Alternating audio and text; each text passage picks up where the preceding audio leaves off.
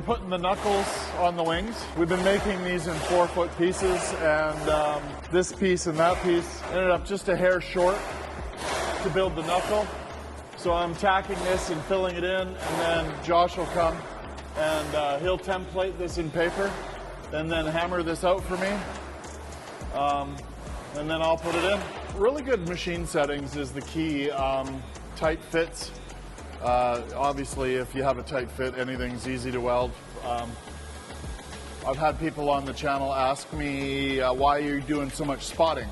Well, as you can see here, there's a big gap here. We're cutting and trying to pull these pieces down so they're tight, but we don't always get them perfectly tight. They could have as much as a, well, maximum I'm trying to stay less than 3/16 of an inch, but 3/16 of an inch on 18 gauge metal is you know, twice as thick almost as the metal itself, the space. So you have to have a little bit colder setting and faster wire feed speeds, so the wire is kind of filling, and it's a little bit of a colder weld, so you want a little colder weld to fill the space and bridge across, and you don't want it too cold that you're not getting a good tack, but at the same time the wire feed speed will compensate for that. So if you got a decent amount of heat but lots of wire feed speed, it'll strike the arc and fill fast, so you get a fast filling tack, and then bounce around. Don't put too much heat on the metal because it's thin and it'll just blow through if you keep trying to tack it over and over and over. So bounce around.